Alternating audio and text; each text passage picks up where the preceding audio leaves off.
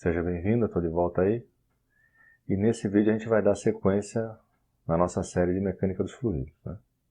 Antes de eu começar, eu vou pedir para você que se inscreva no canal, que deixe o seu joinha e o seu comentário que ajuda a divulgar. Então, nesse vídeo a gente vai começar o estudo da estática dos fluidos, né? No vídeo passado, a gente introduziu o conceito de tensão de cinzeramento. Então vamos recordar aqui um pouquinho. Vamos supor que a gente tem uma área com uma força aplicada nessa área com uma direção qualquer, e a gente vai decompor essa força na direção tangencial e na direção normal. A força tangencial dividido pela área dá origem à tensão de cinzeramento que a gente estudou nos vídeos anteriores. E a força normal dividido pela área vai dar origem à pressão. Então a pressão, né, em termos infinitesimais, é dFn sobre dA. Se a gente considerar que a pressão é uniforme, a pressão é Fn dividido por A. Aqui um exemplo bem básico, né, só para dar a noção do conceito. A gente tem um êmbolo com um fluido aqui dentro, a gente põe um peso de 100 N, né, aplica uma força de 100 N sobre esse êmbolo. Ele tem uma área de 10 centímetros quadrados e a pressão vai ser a força dividido pela área. 100 N por 10 centímetros quadrados vai dar 10 N por centímetro quadrado. Mas é bem banal aí, só para dar uma ideia do conceito, né? Agora, a primeira coisa que a gente vai ver a respeito da estática dos fluidos é o teorema de Stevin. Ele diz que a diferença de pressão entre dois pontos de um fluido é igual ao produto do peso específico do fluido pela diferença de cota dos dois pontos. É essa equação que está aqui embaixo, né? Pn menos Pm igual a gama Zn menos N. A gente vai demonstrar essa equação aqui. Para chegar naquela equação, a gente tem essa figura, né? Então a gente tem o ponto N e o ponto M. A gente traça um eixo entre eles. A distância entre eles a gente chamou de L.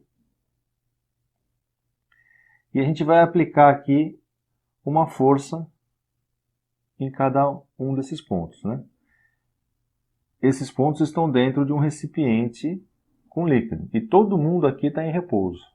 Então existe um equilíbrio aqui. Essa força está equilibrando a outra.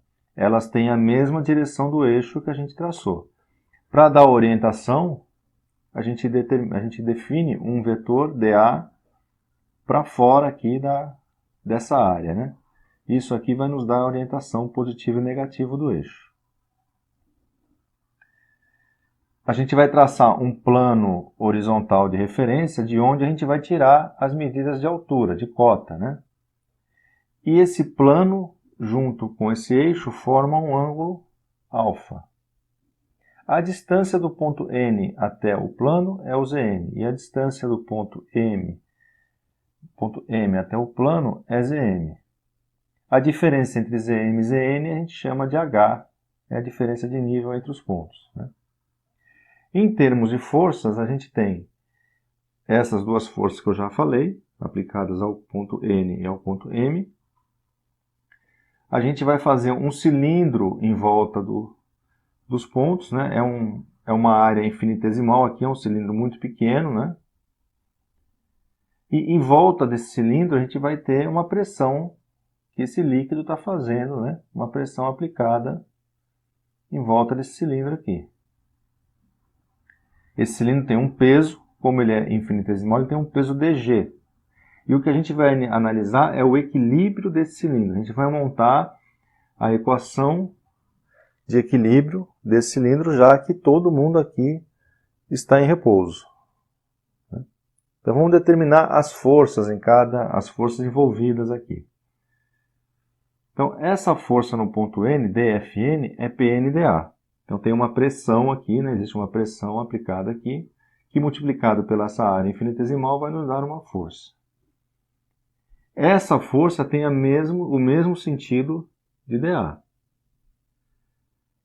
Da mesma maneira, a gente vai ter uma força dFm, PmDA, e essa vai ter um sentido contrário à nossa orientação. A força na superfície lateral é a integral de P dA. Né? Então existe aquela pressão que eu comentei em volta no cilindro aqui, fazendo a integral disso a gente vai obter a força.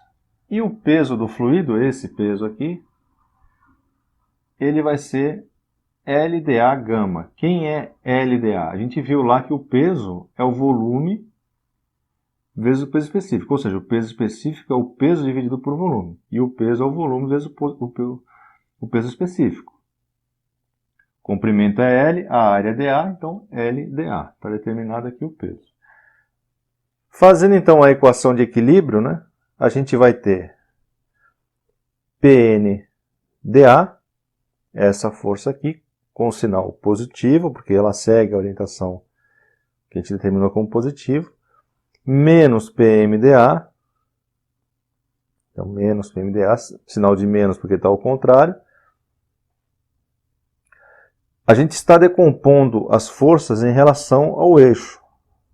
Como essa pressão lateral ela é perpendicular ao eixo, ela não tem efeito nisso aqui.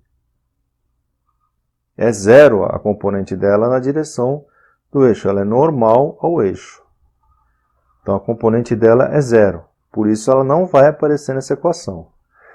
E o peso ele forma um ângulo alfa, que é o mesmo ângulo, né, entre o eixo e o plano horizontal. Esse mesmo ângulo aparece aqui em relação ao peso, né?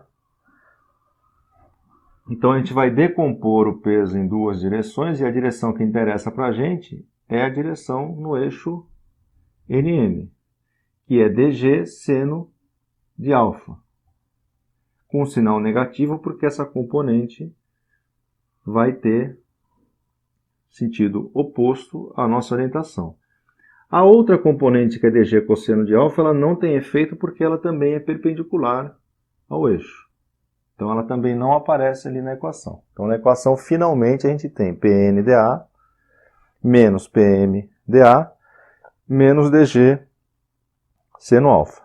Essa é a equação de equilíbrio desse cilindro, dentro desse recipiente aqui que está em repouso. Substituindo, então, o dg por LNDA gama, a gente tem isso aqui embaixo. O dA vai aparecer em todos os componentes aqui, então a gente vai cancelar ele, né? Sobra então Pn menos Pm igual a L gama seno de alfa. Agora vamos olhar para esse triângulo aqui, né? A gente tem o L e o H. Isso aqui forma um triângulo. Vamos isolar esse triângulo aqui. A gente tem o L e o H, que é a diferença de cotas entre o ponto. Aqui a gente tem o ponto M e aqui a gente tem o ponto N. Então, fazendo a trigonometria desse triângulo retângulo, a gente chega à conclusão que L seno de alfa é igual a H, né? Esse é o ângulo alfa, esse H aqui é igual a L seno de alfa. Vamos voltar aqui na equação, a gente tem aqui ó, um L seno de alfa. No lugar do L seno de alfa, a gente vai botar H. Então, Pn menos Pm é igual a gama H. E o H, a gente viu que era a diferença entre Zm e Zn. Então, está demonstrada aqui a equação do teorema de Stirling. A gente vai usar bastante essa equação aí. Bom, observações importantes a respeito da dedução que a gente fez no quadro anterior, né? Aqui tem um recipiente bem fora de forma, aqui totalmente disforme, né? Então, a primeira coisa que a gente vai observar aqui é que ele não depende, para a aplicação do teorema de Stirling, não interessa o formato do recipiente. A única coisa que interessa é a diferença de cotas, né? Então, se eu quero saber a diferença entre, né, a pressão entre o ponto A e o ponto B, só me interessa a diferença de cotas entre A e B. Não interessa que o recipiente é desse jeito. Eu posso medir a pressão também aqui, ó,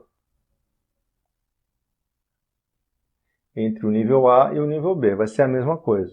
Não interessa a distância entre eles, não interessa a forma do recipiente.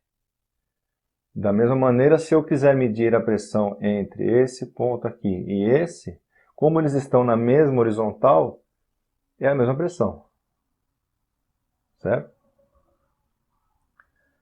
Agora, vamos imaginar que eu quero saber a pressão no ponto N, isso aqui está dentro do recipiente, e a gente acabou de ver que essa pressão era γH.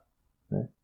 Isso vai ser também verdade se a pressão aqui no nível for zero.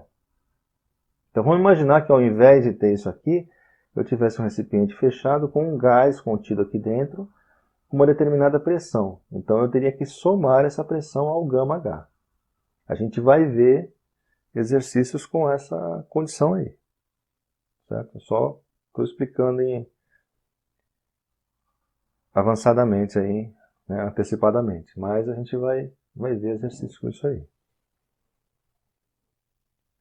Agora vamos imaginar que eu tenho um recipiente com gás e eu quero aplicar a equação de Stevin nesse recipiente. A gente vai ver que a pressão, se a diferença de cotas entre os pontos não for muito grande, né, a pressão em A, B e C vai ser praticamente a mesma, já que o gama é muito pequeno e eu estou dizendo que a diferença de cotas também não é grande entre eles. Então a gente pode considerar nessa condição que PA é praticamente igual a PB e praticamente igual a PC. Pressão em torno de um ponto no fluido. Então a gente tem um recipiente e a gente tem dois pontos aqui. A pressão ela é a mesma, já que isso aqui está em repouso, né? Estamos admitindo que o fluido está em repouso. A pressão é a mesma em todas as direções do ponto. Por quê? Porque se assim não fosse, né? Se não fosse verdade isso, esse ponto ia se mover por uma diferença de pressão. Então se ele está parado, é porque a pressão em volta dele é a mesma. Né? E finalmente, para terminar o vídeo, a lei de Pascal. Isso já deve ter sido visto aí no ensino médio. Então a gente tem dois êmbolos com áreas diferentes e duas forças aplicadas, F1 e F2, uma em cada êmbolo. Ao aplicar essa força aqui, essa pressão P1 ela é transmitida integralmente para o êmbolo 2. E P1 é F1 sobre A1. Se ela foi transmitida integralmente, significa que a pressão em 2 é igual à pressão em 1. Então, essa força 2, que é P2A2, né, é o produto da pressão pela área 2, como P2 é igual a P1, ela também é igual a P1 vezes a área 2. Tá certo? Bem simplesinho aí. Isso já deve ter sido visto por todo mundo, né? Então eu vou terminando esse vídeo por aqui.